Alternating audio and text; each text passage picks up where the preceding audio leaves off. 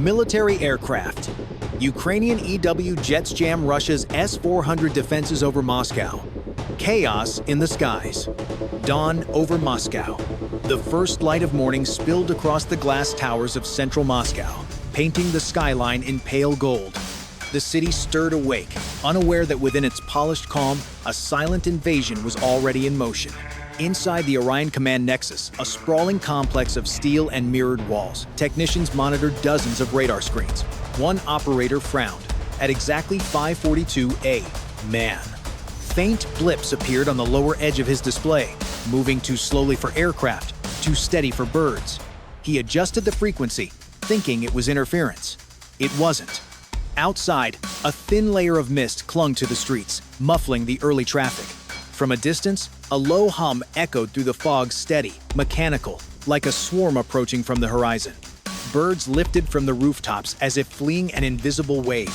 High above, the reflection of the rising sun briefly illuminated the shapes of small objects gliding low and fast across the river, their metallic wings catching the morning light.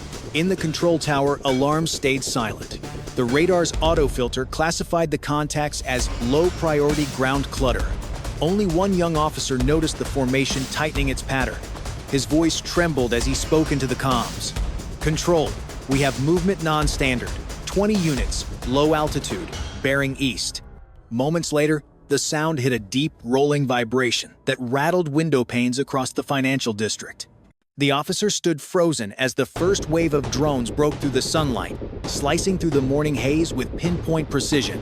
Moscow's calm morning shattered. The war had arrived at dawn. If you were in that control tower, would you raise the alarm or freeze in disbelief? Press 1 if you'd fight. Press 2 if you'd run. The silent infiltration. By 6:05 a.m., the golden glow of sunrise turned to a cold shimmer against the Orion complex's mirrored walls. The city's morning rhythm sirens, engines, voices blended with a new sound rising from the river valley, the muted whine of high-efficiency rotors. On the eastern edge of Moscow, a formation of low-flying drones approached in perfect alignment.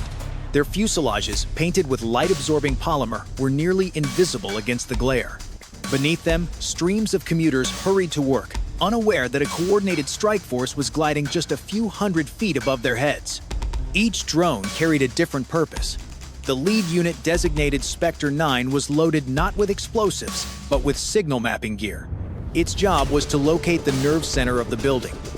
Communications hubs, encrypted antennas, and network routers hidden beneath the surface. Behind it, heavier models known as Tempest and Mako carried warheads designed for reinforced structures. Their flight paths weaved through the concrete canyons with surgical precision, guided by encrypted satellite bursts from far beyond Russia's borders. Inside the Orion Command floors, confusion was spreading. Monitors flickered, feeds froze, and system clocks began to desynchronize. A senior officer barked into his headset. No response. The entire encrypted network was collapsing into silence. At that same instant, small maintenance robots no bigger than toolboxes rolled out from ventilation shafts beneath the lower levels. Each carried microcharges and electromagnetic pulse nodes, programmed to sever power conduits and jam internal defenses. From street level, a sudden flash erupted. One of the Tempest drones breached the south-facing facade in a burst of orange and glass. The morning peace was gone. The battle for Moscow's digital heart had just begun. The first breach. At 6:18 a.m., the echo of the explosion rolled through the streets like distant thunder. Fragments of glass rained down from the Orion Tower's southern wall, glittering in the morning sun before vanishing into plumes of smoke. Security personnel rushed toward the impact zone, shouting orders drowned out by the sharp whir of propellers above. The drones were no longer silent. They were hunting. Through the ruptured facade, smoke curled into the air-conditioned corridors. The building's emergency shutters began to close, but several had already been disabled by EMP charges planted seconds before detonation. The 1st Ukrainian Assault Unit and Elite Cyber-Mechanical Division was already inside. They weren't soldiers in the traditional sense. Compact exosuits, autonomous reconnaissance crawlers, and remote-linked operators advanced together like a single digital organism.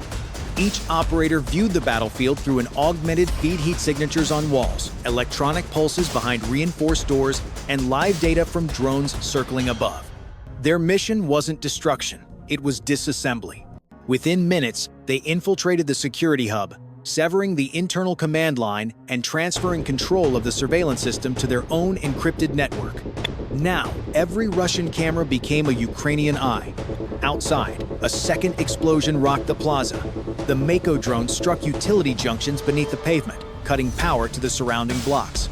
Elevators froze mid-ascent, streetlights flickered, and the city's heartbeat faltered.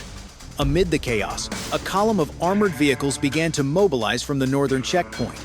But as they advanced, a series of small, precise detonations erupted along the route. The enemy wasn't being attacked head-on. They were being outthought, outseen, and outpaced.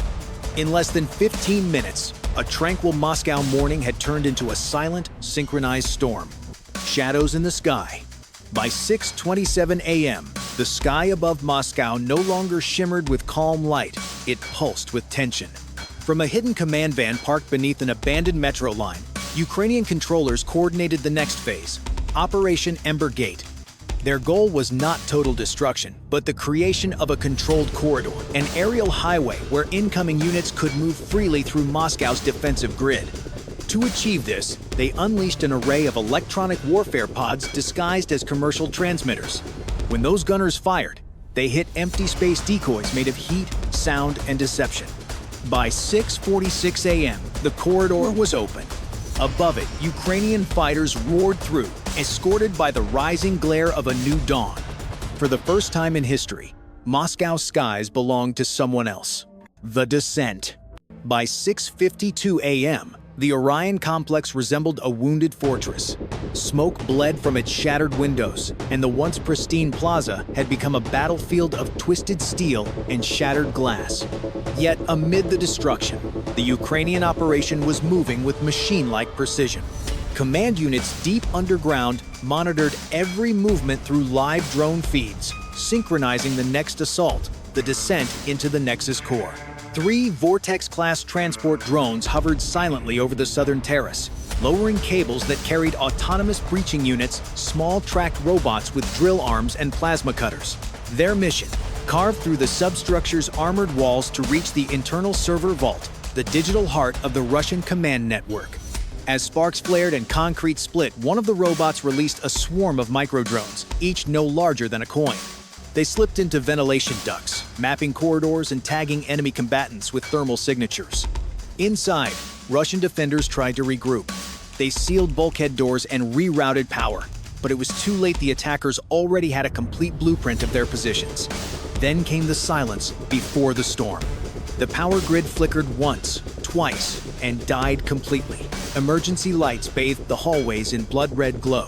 Through that crimson haze, the Ukrainian assault teams advanced, their steps silent, visors reflecting the faint light of burning servers.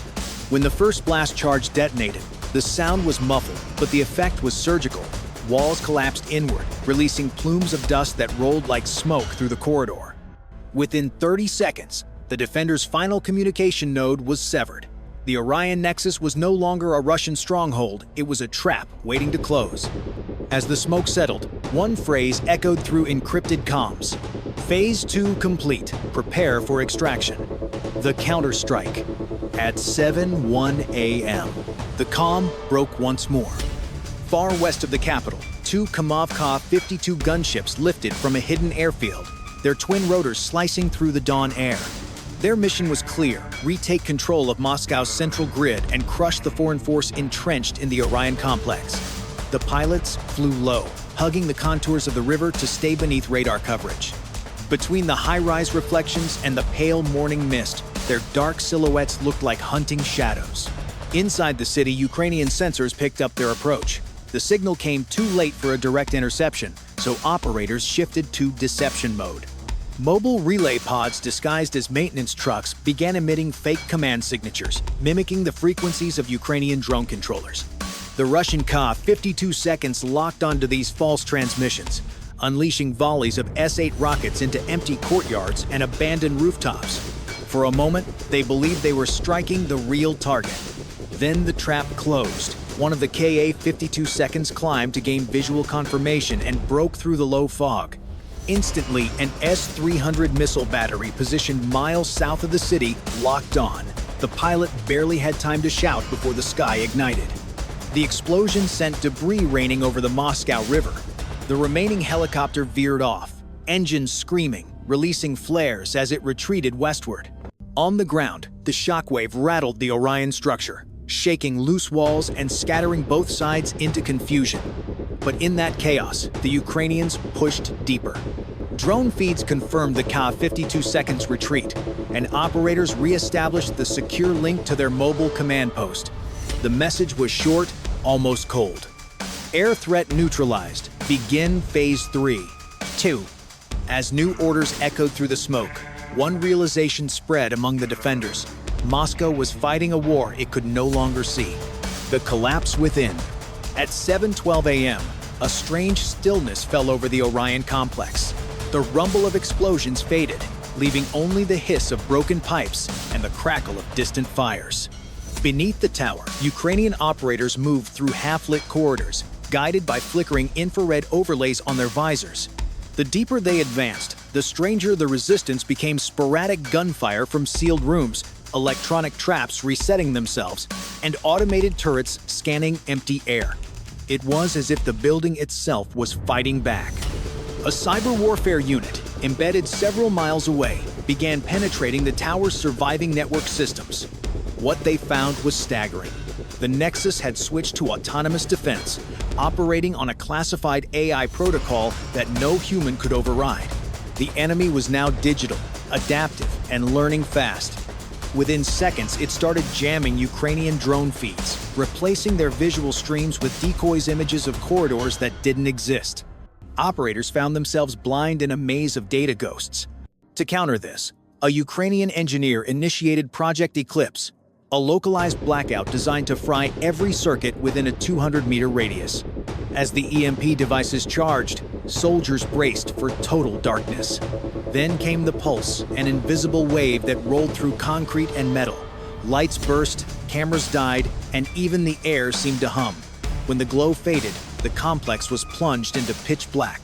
In that darkness, the team switched to thermal mode. Outlines of defenders glimmered like ghosts through the smoke. Silent flashes cut through the void as suppressed rifles fired. One by one, resistance collapsed. When light finally returned, the once powerful Orion control hub was nothing but a graveyard of shattered glass and melted steel. At 7:21 a.m., the final transmission came through the comms. Objective secured. Upload commencing. The last signal. By 7:28 a.m., the upper floors of the Orion complex were engulfed in smoke. Sunlight struggled to pierce through the haze, creating an eerie glow over the shattered skyline.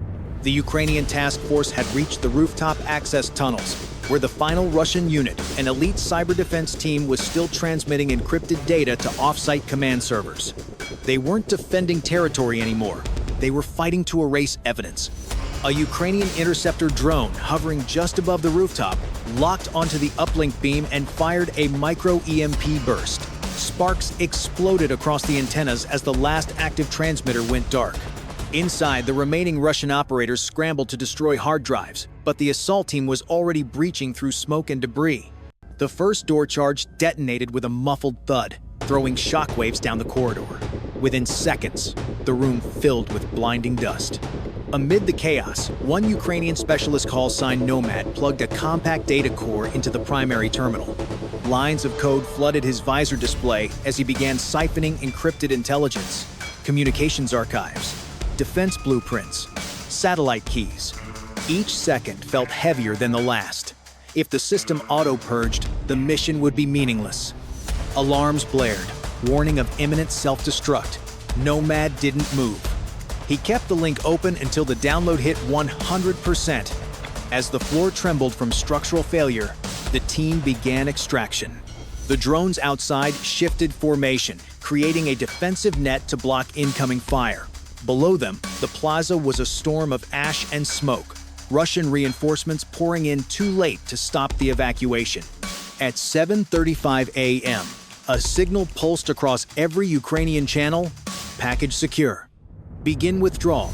The last thing Moscow citizens saw before the drones vanished into the morning sun was a new banner fluttering over the broken tower, blue and yellow against the gray. Echoes of victory. By 7:46 a.m., the smoke began to thin